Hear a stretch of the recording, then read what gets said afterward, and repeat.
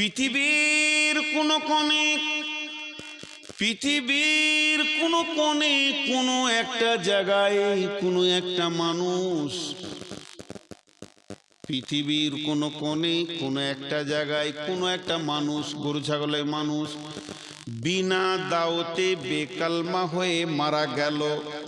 তার কাছে দাওয়াত পৌঁছালো না, ইসলামের খবর পৌঁছালো না, আর বেকালমা হয়ে মারা গেল। ওই লোকটা যে গুনাহ হলো, ওই গুনাহটা কিয়ামতের দিন মুসলমানদেরকে ভাগ করে দেয়া হবে। কেন দাওয়াত পৌঁছালো না? বন্ধুরে, এই যে মোদি আছে, যোগী আছে, আর অমিত শাহ আছে, এদের কাছে কালেমার দাওয়াত পৌঁছায়নি, ইসলাম পৌঁছায়নি। এর জন্য মুর্শিদাবাদে আপনাকে আমাকে নূর মোহাম্মদকে আল্লাহ ধরবে না। এদের কাছে কালেমা পৌঁছাবে কে? সৌদি সরকার পৌঁছাবে। সরকারে মিটিং হবে। ও যে লেভেলের লোক, ওই লেভেলের মুসলমান যারা আছে, ওদের তো টেলিফোনে কথা হয়, কালেমার দাওয়াত দাও, তৌহিদের দাওয়াত দাও। যদি দাওয়াত কবুল না করে তারপরে বদদুয়া করে দাও। আগেই বদদুয়া করে দিব চলবে না। এর জন্য আমি অনেক জায়গায় বলি, আল্লাহ জাকির নায়েককে আরো কিছুদিন হায়াত দেখ এবং লোকটাকে জান্নাত নসিব করুক। কেন? ওকে দিয়ে পৃথিবীর কোণে কোণে ইসলামের দাওয়াত পৌঁছিয়েছি। টিভি দিয়ে কেউ বলতে পারবে না যে দাওয়াত পৌঁছায়নি। তো ভাইরা আমার, এদের কাছে দাওয়াত পৌঁছাতে হবে। দাওয়াত পৌঁছায়নি, ওদের লেভেলের লোকরা শুয়ে আছে, ভারতের মুসলমানকে মারছে, দুবাইয়ের সরকার ডেকে আবার ডোনেশন দিচ্ছে। শান্তিপ্রিয় নেতা বলে তাকে আবার আখ্যায়িত করছে। জবাব কি লাগবে না? কুড়ুলকে বলছে, গাছ আমাকে কাটছিস কেন? তোর কি করলাম? কুড়ালি দপ করে গাছে মেরেছে। গাছ বলছে, আমি নরম আর তুই শক্ত, লোহা তো শক্ত, তো তুই আমাকে মারছিস কেন? আমি তোর কি দোষ করলাম? তখন গাছকে কুড়াল বলছে, আমি মেরেছি বে, তোরই জাত আমার পাছায় লেগেছে, উঠেছে। সেও কাট।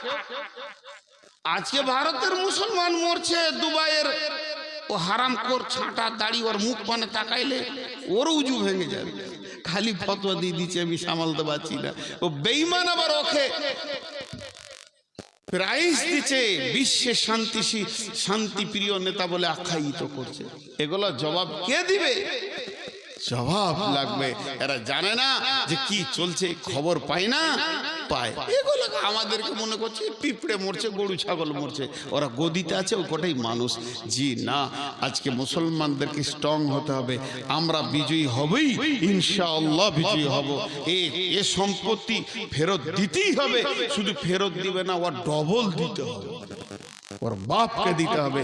কারণ না দিয়ে উপায় নাই। এ সম্পত্তি আল্লাহর পাকারে চলে গেছে, আল্লাহর কাছে কেস চলে গেছে, আল্লাহর কাছে পৌঁছে গেছে। কেউ দিয়েছে না দিয়েছে, আমি নূর মোহাম্মদ দিয়েছি আল্লাহকে, আপনারাও দেন। যখনই নামাজ পড়বেন একটা কথা মুখ দিয়ে বলবেন, আল্লাহ এই তোমার জমির কেস তোমাকে দিলাম। আব্দুল মুতাল্লিব বলেছিল আব্রাহা বাদশাকে, আব্রাহা বাদশা বলছে, ওই তোর ঘর ভাঙতে চললাম, কত তুই ঘরের লোককে, যারা দুনিয়ার লোক এসে তোর ঘরে খালি পাকার মারছে, চক্কর মারছে, আর আমি একটা আলাদা কাবা করেছি, আমার কাবা কেউ যায় না, তোর ঘরকে ভেঙে দিব। আব্রাহা বাদশাকে বলছে, দেখ ভাই, আমার উটটি লিস না, উটটির মালিক আমি, আমাকে দিয়ে দে, যার ঘর সে দেখে নিবে। দিলে শেষ করে আল্লাহ ফুটিয়ে ফাজা আলাহুম কাসফি মাকুল, একদম তুসুর মতো হয়ে গেল। তাই আমি সমস্ত মুসলমানদেরকে একটা ডাক দিছি, একটিবার আল্লাহর কাছে চোখের পানি ফেলেন। আর কিছু চাই না আপনাদের কাছ থেকে। আমি এই মিডিয়ার মাধ্যম দিয়ে ভারতবর্ষ কেন পৃথিবীর মুসলমানের কাছে ভিখিরির মতো হাত চাইছি। যার যেমন হাত আছে, যার যেমন জ্ঞান আছে, একটিবার মাবুদের কাছে ইস্তেগফার করেন আর আল্লাহর কাছে দুটি হাত তুলে বলেন, এই আল্লাহ তোমার সম্পত্তির হিফাজত তুমি করো, আর আমরা পারছি না, আমরা ব্যর্থ হয়ে গেছি। দেখবেন এর রেজাল্টটা কত ভয়ানক হবে, এর রেজাল্টটা কত ভয়ানক হবে। আল্লাহ বলছেন, বিসমিল্লাহির রহমানির রহিম, লিইলাফি কুরাইশ ইলাফিহিম রিহলাতাস শিতাই ওয়াস সাইফ রিহলাতাস শিতাই ওয়াস ওয়াস-সাইফ ফালিয়াবুদু রব্ব হাদাল বাইত আল্লাযী আত'আমাহুম মিন জু'ইন ওয়া আমানাহুম মিন খাউফ। আল্লাহ আকবার। কোরআনে অত খুঁজতে যেতে হবে না, আম্মা পাড়া ছোট্ট সূরা বাংলা তরজমায় দেখে নেবেন কি বলেছেন আল্লাহ। হ্যাঁ, এই ঘরটা কার? খলিল ভাইয়ের, এইটা কার?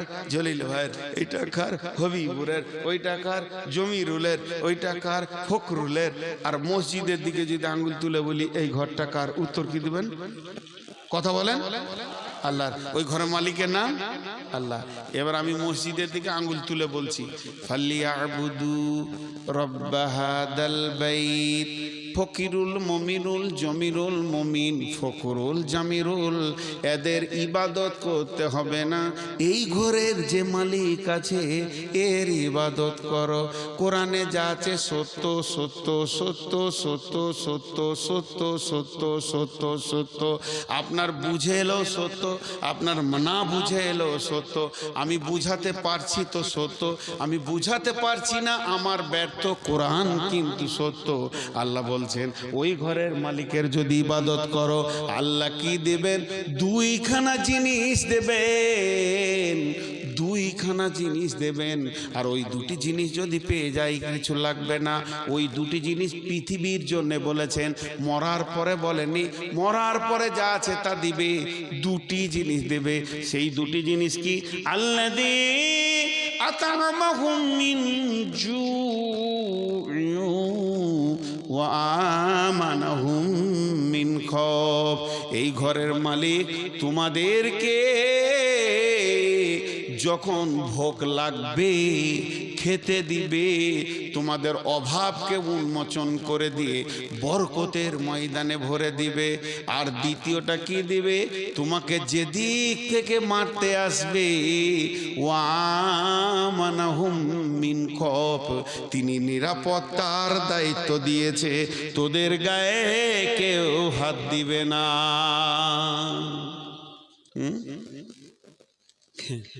আমাদের বোলপুরে একটা কুত্তা স্করপিও গাড়িতে চেপে বেড়াইছে। কপাল কত ভালো রে বা। হ্যাঁ, স্করপিও গাড়িতে আছে। একদিন দেখছি উমরপুরে অনেক রাত 1:30 2টার সময় চা খাবো, বাড়ি যাব, তার একটা গাড়ি এসে লাগলো, যাইলো মনে হয়। তো সবাই নেমে চা খেয়েছে, তো কুত্তাটা জানলাতে মুখ বার করছে আর জিভ বার করেছে। আমি বললাম তোর কপাল কত ভালো রে, কত টাকায় কিনেছিলি? একদিন আমি জলপাইগুড়ি করে গেছি জালসা করতে, আর তখন গাড়ি নিয়ে যাইনি, স্টেট বাস ধরেছি ফজরের পর, আর ফুটফুট করে হাওয়া দিচ্ছে গরমের দিন, কি ভালো লাগছে। এবার শিলিগুড়ি ঢুকছে গাড়িটা, তখন দেখছি একটা মেয়ে জাঙ্গিয়া পড়ে আছে আর সব পড়ে আছে, অর্ধ উলঙ্গ মেয়ে, গোটা উলঙ্গ মেয়ে ধরেলেন। একটা নিজের ছেলেটাকে ওই দোলনাতে চাপিয়ে দিয়ে ঠেলছে, টেচার দোলনা খড়খড় করে, আর কুত্তাটাকে কোলে নিয়েছে। মনে মনে ভাবলাম হায় রে, কুত্তার কত কপাল আর ও ছেলেটার কত কপাল খারাপ। সে লাইলনে শুয়ে আছে, কুত্তা আছে কোলে। তো এই কুত্তা, এইটা রাস্তা, আপনাদের এই যে রাস্তা রয়েছে, রাস্তার ওই পাশে হাজির বাড়ি আর এই পাশে রয়েছে মাস্টারের বাড়ি। মাস্টার একটা কুত্তা কিনেছে, তা হাজি আবার আর একটা কিনে নিয়ে এসছে ওকে দেখাবেন লাগে। তো ই কিনেছে 20,000, ও কিনেছে 25,000-এ। নিজের কুত্তাকে খেতে দেয়, গোসল করায়, চিকিৎসা করায়, সাবান দিয়ে গোসল করায়, 3বার করে সাবান দেয়। একবার দেয় তো 3বার দেয়, খুব খাওয়াচ্ছে। কিন্তু কুত্তা দুটা ভুল করেছে। হাজির কুত্তাটা মাস্টারের ঘরে ঢুকে গেছে, আর মাস্টারের কুত্তাটা হাজির ঘরে ঢুকে গেছে। রুটি পাবে না লাঠি পাবে? এত ভালো কুত্তা, তারপরেও কি দিলে? লাঠি। কারণ যার কুত্তা তার ঘরে ঢুকতে হবে। হাজির কুত্তা হাজির ঘরে ঢুকবে তো বলবে আয় আয়, বস বস বস, খা, আমি খেয়েছি তুইও খা, রুটি দিবে। আর ও মাস্টারের কুত্তাটা ঢুকে গেছে, তোকে লাঠি নিয়ে তার চেয়ে তো আবার রাস্তা বেঁচে না কোন দিকে যাবে। তা আমরা হচ্ছি আল্লাহর কুকুর। মসজিদ ছিল আমাদের চাওয়ার জায়গা, থাকার জায়গা, কাঁদার জায়গা, অভাবে মাথা ঠোকার জায়গা। ওইটাকে ছেড়ে দিয়ে পঞ্চায়েতে বসেছে আর মার শুরু হয়ে গেছে। আরে আল্লাহর কুত্তা এখানে ঢুকলো কেন? পিটায় দেখে পঞ্চায়েতের সামনে যে চেয়ার কটা আছে আর আপনার পার্টি অফিস কার্যালয় তৃণমূলের যত জায়গা আছে 10টা 20টা চেয়ার বসে আছে, তো চেয়ারে বসে আছে তো ঠিক মনে হচ্ছে যে আল্লাহর ওলিরা জিকিরে বসে আছে আর কি। হ্যাঁ, যে আল্লাহর পূজা ওরা করে সেই আল্লাহর ওলিরা বসে আছে। অতক্ষণ মসজিদে দেয় না, খালি এইদিকে ইমাম সাহেব বলবে আসসালামু আলাইকুম রহমতুল্লাহ, আসসালামু আলাইকুম রহমতুল্লাহ, ও তখন আল্লাহ মেরে দিলে ধরে জি। মসজিদ ঢুকছে ওর পেট কামড়ি লেগে আছে, মসজিদ সালাম ফিরা হবে তো সঙ্গে সঙ্গে বেরিয়ে মেরে দিলে দৌড়। আল্লাহর ঘরে খালি চাইবো জি। একটা বক্তার নাম করব না আমি, ভালো মানুষ, বাংলাদেশ বাড়ি, উনি সৌদি আরব গিয়েছেন উমরা করতে, বারবার দেখা হচ্ছে। তা আমাকে একজন বললো যে ওনার সঙ্গে আমার দেখা হলো, উনি মসজিদের দিকে যাচ্ছেন অনেক রাত্রি। তো জিজ্ঞেসে করলাম যে মৌলানা আবার এত রাতে মসজিদে যান, ঈশা তো হয়ে গেছে, আবার ফজরে যাবেন? বলছে না রে বাপ, ভিক্ষা চাইতে এসছি আর চাওয়া হচ্ছে না, এখন গাদা চাবো, সারা রাত চাইবো, এসেছি চাইতে লেগে কাবা শরীফে যাচ্ছি। কিন্তু ঘটনা হচ্ছে আমরা চাইতে জানি না কোথা চাইতে হবে, আমাদের ভুল হয়ে যাচ্ছে কোনো একটা জায়গায়। ঠিক করে ভেবে চিনতে দেখেন, নিশ্চয়ই কোনো জায়গায় আমার ফলস আছে। আমার আল্লাহ যদি আমার ওপরে রাজি থাকে তা আমরা বিশ্বকে বিজয়ী করব।